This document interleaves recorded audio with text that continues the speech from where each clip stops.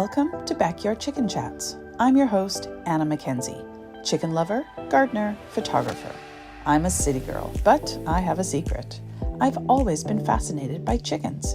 In the spring of 2020, we picked up our first 5 chickens and, well, I fell in love. There was so much joy to be found in connecting with nature and food in my own backyard.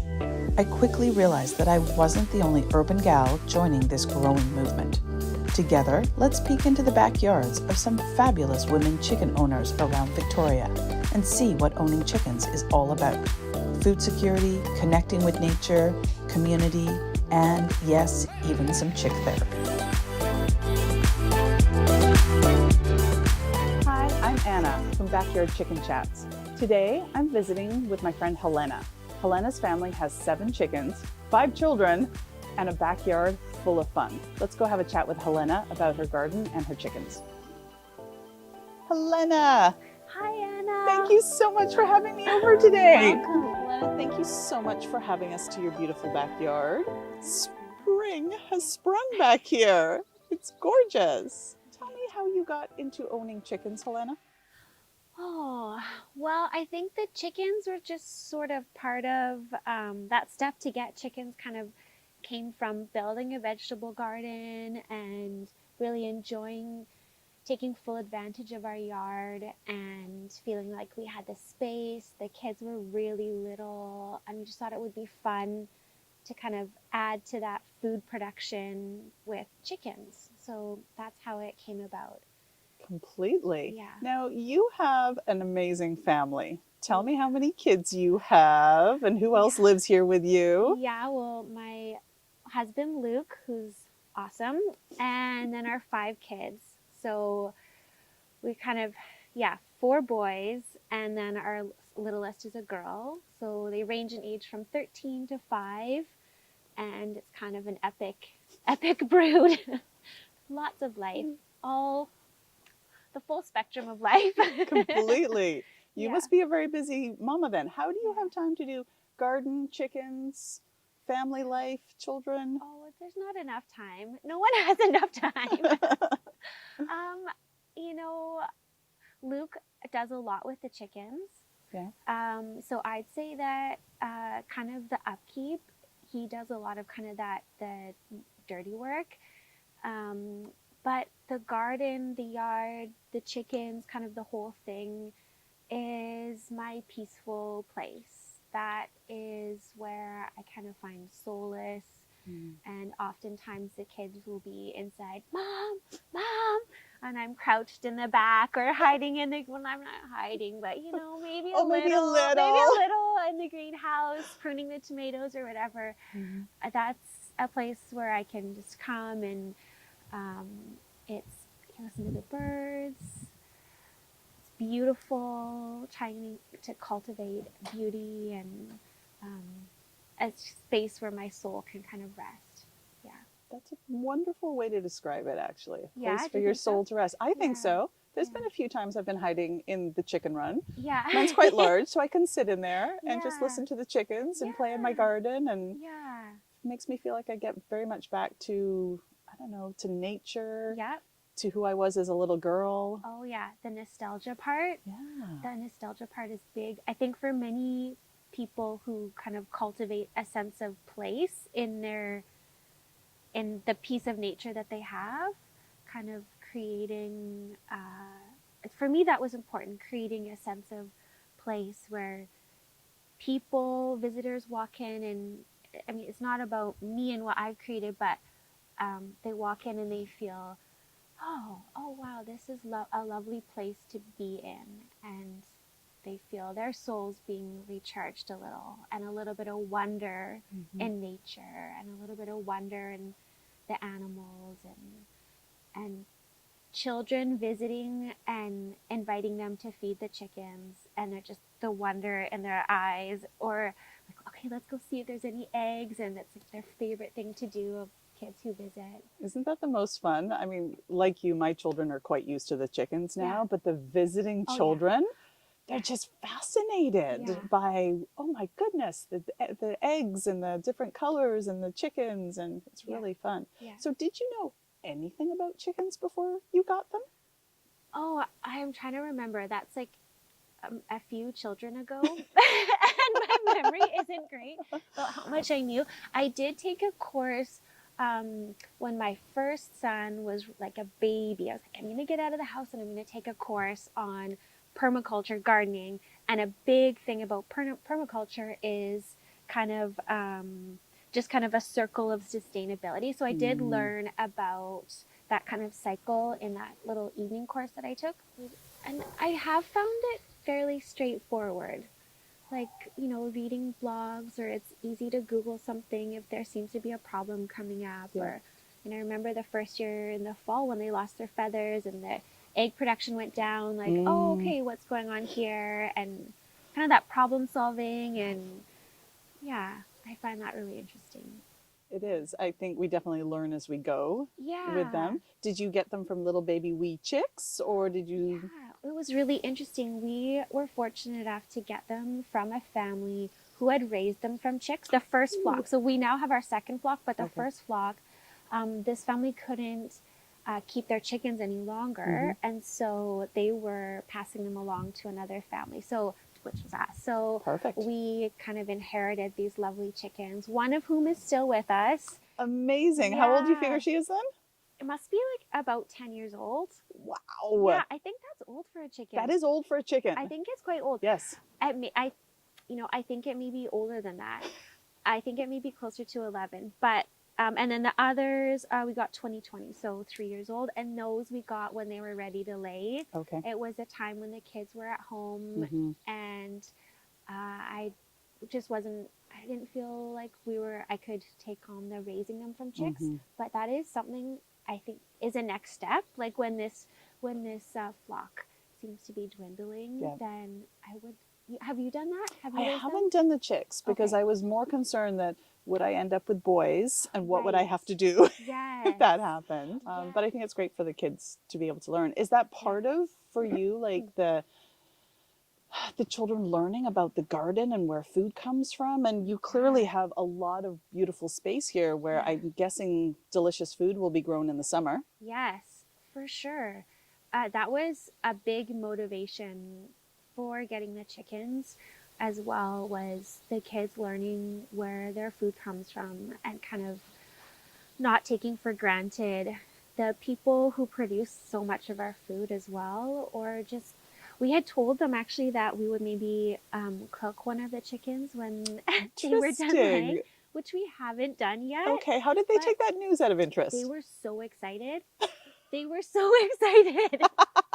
I think most of them were so excited. And we, for many months, whenever we would have chicken for dinner, they'd be like, is this one of our chickens? Is this it? But we haven't been brave enough to do that. And I've heard they're not actually very tasty. The layers aren't. Yeah, I've heard that too. Want to eat.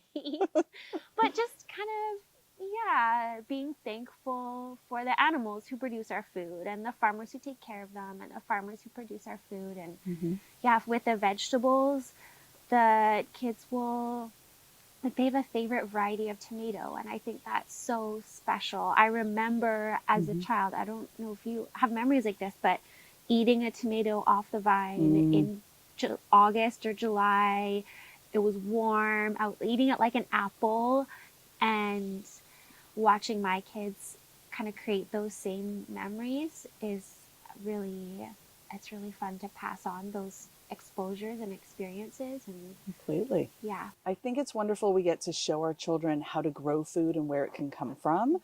I think we've gotten so far away as a culture from our food, how it's raised, what maybe pesticides do or don't get used. Like compared to our grandparents, I think they had a much simpler life.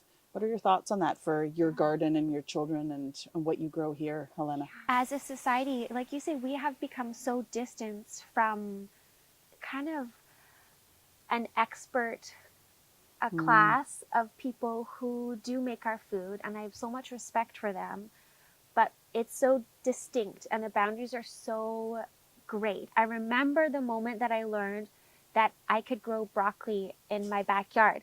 I thought broccoli was so, like, specialized that only a specialist could grow broccoli. Like I could grow broccoli. That to me, I was an adult. Like I can, it's not that difficult to grow broccoli. I can grow broccoli. What? We eat broccoli all the time and I could grow it for my family. And I think same with chickens. Like, yes, it's important to know and best practices and all those things and about, you know, plant diseases or soil fungus or things that can impact chicken health. All of those things are important to be learning and growing, and I love that part of it. And at the same time, taking some of the, I don't know, what would you call it? Like that distance away from some specialists. Like I don't have to be a specialist to grow food for myself and my family. It's almost like some of the mystery. Like I remember when I first got chickens, I was like very concerned of all the things. But now if somebody says, how's having chickens? I'm like, relatively simple. Yeah, I think so too. You know, you go in, you get the eggs, you scoop the poo, you give them food and water. Right. Yeah. Yeah, it's not, doesn't have to be so complicated. I don't know if like democratizing our food source, or I don't know if that's the right word, but there's got to be a right word for it where we don't have to be specialists. We can make it more accessible, maybe? Yeah, accessible. Yeah. And what that means, I think, for our community, for our families, for the planet. Right. You know, if we're keeping chickens in our backyard, that means that we're probably not going to the store and buying eggs that have come probably over from Abbotsford out of large. I don't know. I think the welfare of the animals plays into it for me as well, too. Yeah. But definitely how it helps our community and the planet. Yeah. When I look in my green waste bin, and I see how few bags of kitchen waste are in there for a family, like 7 people in our home. And it is never full. It is usually 1/3 full.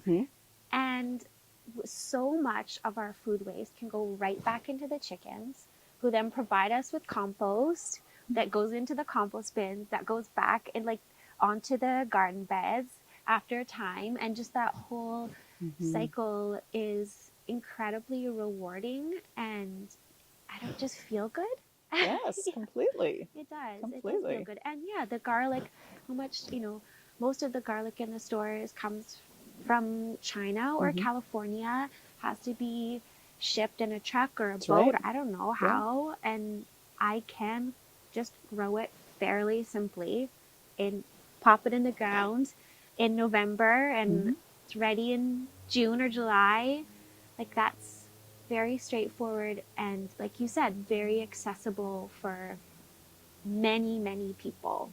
Exactly. If you have a bit of space, even if you just have a few pots, you can start. You don't have to have a whole setup with the chickens. You could just be, let's have a few chickens and start. So I think it is demystifying it and making it more accessible for people. Now, do you guys name your chickens here?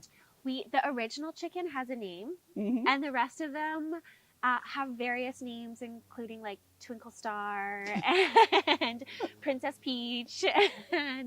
But the original chicken is named Tony Stark. Tony Stark. Yes. Iron Man himself. Iron Man himself, and gets into all kinds of mischief and is the most mischievous. But the other ones we can't really tell apart, so they just kind of all have whatever name the kids want to come up with in the moment. Perfect. Yeah. Perfect. Yeah, but Tony is mischievous. Helena, I need a closer look at your chicken coop. Okay. I'm also mildly intrigued because I think I see an Eiffel Tower on your door and it needs some explaining. Yes. Let's go have a look, okay? So this is the palace, or should I say, is it the Eiffel Tower? I mean, what's happening here? Well, I have to give credit to the family that built the coop, and then we got to take advantage of it. But so Melody had traveled to Paris. Her family built the coop, and so she called it the Palais des Poules, the chicken palace, the hen palace. So it was really cute. But the signs have kind of come off over the years, and Well, you guys kind of hit the jackpot then, in that you got the coop and the chickens. Yes. And did it just all get delivered here? Like, how did that work? Well, how did we do it? We borrowed a truck and got it onto the truck. And then yeah, Luke and some friends and the previous owners of the coop kind of, actually it started over in another area of the yard, and then my amazing mom was like, I think it should go over here. So mom and I made them move it all. They kind of rolled it along and on some on logs, on garden ties. Ladies, my goodness, the things that have been done for you. Yes. But no, they did such a great job of building this coop. I'm so thankful. It's been stood up so well, so well. Like, it's really thoughtful. A metal roof, yes. I see the galvanized wire. Yes. To keep any critters out. Yeah. Have you had any challenges with? No, we had critters? So also underneath the pine shavings is another layer of galvanized wire. So although there have been animals that have tried to dig under, which can be a problem, they haven't been able to get in. Every once in a while, a neighborhood little friendly little rat will try and love how you phrase that. Yeah, I know. I have mixed emotions about them. They're still a creature. They still get to be out there. I know. When they started tunneling under the pumpkin patch one year, and then I would peek in and there's little babies. Oh. It was like that Beatrix Potter kind of setup where, but no, they do have to go. they do have to go. Neighbors, they're not welcome. Yep. Yeah, but it's been a great coop, and the family who built it, they did a wonderful, wonderful job. Yeah. They really did. It's impressive. It's small and the perfect size for your yard. Yeah. So I see they've got a perch there to hang out on. Yeah. And sometimes we'll stick another couple logs in there for them to kind of climb around in and play on and stuff. And and they actually, the previous owners of the coop installed the possibility of having a solarized door, kind of solar powered door to open and close in the mornings to kind of keep them in and out, which I thought was brilliant, activated by sunlight. But we haven't gone there. No. But so does somebody let them out in the morning? Yeah, and then tuck them in at night. Perfect. Let's have a little look down here for the rest of the coop. Yeah. So it looks like you have some laying boxes. How many do we have? Yeah, well, we have 3 boxes. And how many chickens do we have total? 7 chickens. I'm thinking the oldest isn't laying very much, if at all. I would be amazed. Yeah, I don't think she's laying. She's just retired. I mean, Iron Man or not. Yeah, that's right. Tony Stark or not. Yes. There has to be a limit. Yeah, there has to be a limit. But the funny thing is they prefer to lay in one box. So if it's occupied, then they just kind of wait their turn and patiently, because mine don't. They stand on top of each other, or they jam each. They try and sneak in. Yes, yeah. Do they prefer one box as well? They do. Yeah, I have 2, but there's always one that is preferred, and so most of the time I find most of my eggs in one of the nesting boxes. Yeah.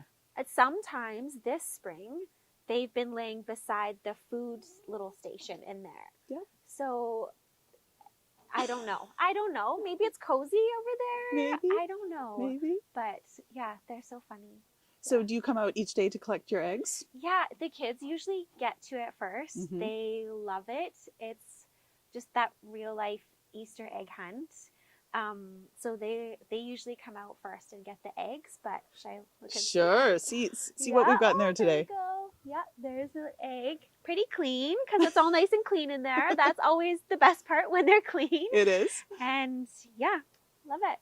Do you get as excited as I do when I reach in and I'm like, an egg or a couple eggs? I don't know. It's still such a wonder to me. Especially in the spring, when their egg production is going up with the longer daylight hours, and then good, they're coming along, like they must be happy, and knowing that they're living a happy life and laying their eggs, and happy chickens, happy eggs, and then cracking it open is the surprise 2 yolk eggs. Or do you ever get those, the 2 once yolkers? in a while, usually when they first started laying, but not very often anymore. No, or like, hey, how's the egg, the yolk color? And I love that. And then they get to just sit on our counter. Do you keep them on the counter too? I do, because I have different colored eggs, because I have different heritage breeds. Mm-hmm. So they very much Easter eggs. Oh, I love and it. One of my great pleasures is having them on my kitchen counter and enjoying the beauty of that. Yeah. Yeah, it is, yeah, so special. And again, that one step removed from sort of an industrialized process, which is just lovely. Just to have them sitting there on the counter, fresh and ready to be cracked open. We eat them almost as fast Yes, as the chickens as do. yeah, Yeah, chickens absolutely. lay them, yeah. Yeah, yeah. Yeah. So Do you end up having enough to share, or with 7 people they go too quickly? they go really quickly, especially with the boys kind of entering into like teenage and preteen years. Like that protein is a sought after commodity in the house. And then baking. Yes. We love, like, I would like more chickens so that I could share, because not everybody is up for having them, right? So it is always feels like a gift as much to me as the person when we can share extra eggs. Exactly. And often in the summer there are more to share. I don't know if these girls now, so now they'd be 3. They may be slowing down their egg production starting about now. So I'm curious how they'll be this summer. And yeah. Are we City of Victoria where we are? Yeah. Okay. Yeah. So I was visiting another chicken friend, Yes. City of Victoria, Yeah. and she has 15. Now, in a larger part of her yard, but she Yeah. was telling me that in City of Victoria, that's okay, which is different for us in Saanich, which I Okay. know when I talk to my other chicken friends in Esquimalt and Okay. Oak Bay, all It's of our all different different. municipalities. Do you know of how many you could have on your property? I understood it to be sort of as many chickens as eggs you could consume reasonably. I think is how I understood it. Was Might need to check your bylaws, ladies, so you can get some more I chickens. might need to check my bylaws. and wanting the neighbors have all been really receive the chickens really well, and make sure to give them extra eggs, and they comment, especially the neighbors right behind the coop, on being able to hear the cooing and the clucks. And one day there was, I think, a raccoon making its way nearby the hen house, and they all got in a fluster, and a neighbor from that side jumped the fence to come over and check on the chickens. And wow. And so the That's neighbors, some good community yes, support. It is. It is. So yeah, we should maybe look into getting a few more, expanding the space and that whole thing, because yeah, it's a huge benefit. It is completely. It's nice to know that you are, because when you have backyard chickens, that is an element. Yes. What will the neighbors think? Yes. Will it be noisy? Will it be smelly? Yeah. I personally find you can stay on top of those two things. Yes. Although once in a while, when somebody lays an egg, they certainly announce it. Yes, they do. But you know, my kids are louder than the chickens. So excellent point. Yeah. Mine too. But no, the smell, the rodents that they can attract. That's why it was important to me that how well built this coop is, that it wouldn't be trouble for the neighbors, that we could keep the smell down, we could kind of keep rodents away, keep the food out of reach of animals that might want to get into it, besides the chickens, all those things, because it is important to include your neighbors when you're kind of having such an undertaking that isn't everybody's, then not everybody's comfortable with or may have concerns about. We're in the city. You have neighbors right here, neighbors right here. So exactly, nice to be respectful of that. Yeah. Can we have a closer look at what you're going to be growing in your garden this Sure, season? yes, Okay, absolutely. Let's grab a little wander. Okay. I see a lot of things growing here already. Yes. Tell me what you have happening in the garden, Helena. Yeah, well, rhubarb is always a staple in our garden. Rhubarb pie is one of the kids' favorites, and it's so seasonal, right? So again, kind of living in some small ways seasonally connected with what is available right here in our backyard. So springtime, the kids are always excited for rhubarb pie. It's actually it sounds so simple and silly, but it's a big deal. So and delicious is what it sounds. Yeah, and delicious. So we've got a favorite rhubarb pie recipe, and so the rhubarb's coming, and maybe in a few days I can make one. And then lots of chard is coming that I planted in I guess September or October. I would have planted that. And then it's doing really well. Yeah. So it's really, with the longer days now, it's really taking off. And then I do like the poppies. There's some poppies in here that kind of self-seed and come up through the vegetables. And I love having a little bit of a mix of the flowers and the vegetables together. And the chard I really like because it is so architectural as it grows and so colorful. and I can see it from my kitchen window. Yes. So through the winter, having that in the ground kind of feels happy and a promise Yeah. of things to come in the spring. Helena, thank you so much for having us to your backyard, for talking all things gardenings and chicken. It's been a real pleasure. Oh, thanks so much, Anna. You're so wonderful to talk to. I'm so thrilled to be able to do this. Thank you. Thank you for being part of our chicken chats. You're welcome.